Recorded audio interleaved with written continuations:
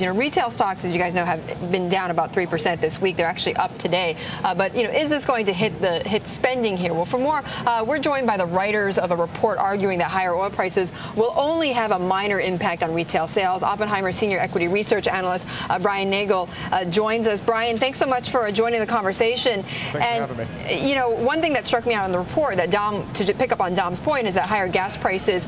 You say actually that Americans have kind of gotten over the sticker shock of gas prices, right? I think so. The point we wanted to make, my team and I put this report out yesterday morning. Look, I think we've got to recognize it's very, very early here, and I'm not a Middle East expert. I mean, it's difficult to say what's ultimately going to happen here, but I wanted to just show our clients that we are at least thinking of this issue, and the preliminary conclusion we came to is that higher oil prices, higher gas prices at the pump, within reason, would only have a minor, if any, impact upon spending generally. Hey, Brian, it's Dominic here. One of the things we talk about is how the Fed doesn't look at things like food and energy prices. It excludes those because they are, quote unquote, volatile here. Is it the case here that we're not paying attention to this because this could all just go away, if not in the next few weeks, in the next few months or years here? I think that's a big piece of it. A lot of the clients I talk to, or traders and such, that's kind of their view, is that, look, it seems like it could be a transitory issue. No one really knows how long it's going to persist. We saw obviously the volatility in oil prices late yesterday.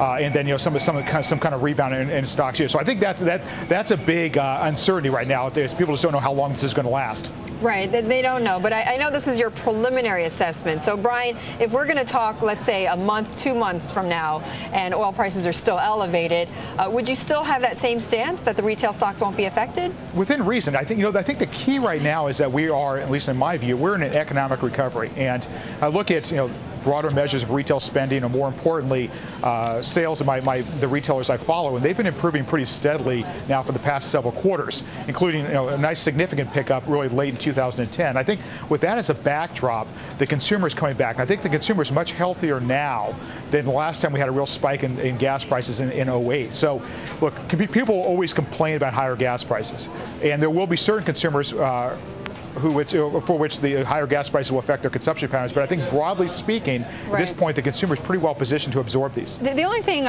Brian, is that we've got a chart right now that actually shows you pretty much the inverse relationship between retail sales and gasoline prices. That is, when retail sales or when gasoline prices go up, you see sales go down. So there is this relationship though that's been in place, at least in our chart here, since 2000. You can imagine it's in place for quite some time.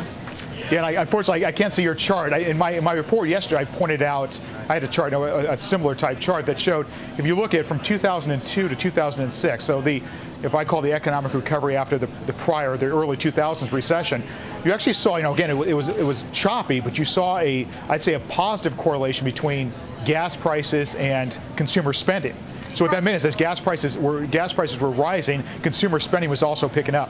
Brian, what's so different between now and 1973, 1979, 1991, 2001, 2008, when we saw the spike in gas prices? It seems like we're more dependent on foreign oil right now.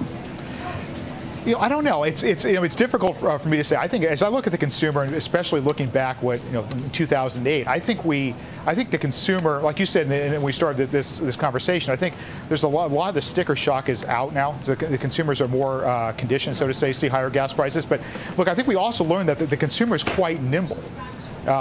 People drive more fuel-efficient vehicles. Right. What will happen if gas prices spike up? They drive less. So they consolidate trips to the stores. I mean, there's a lot of levers, so to say, the consumer can pull here.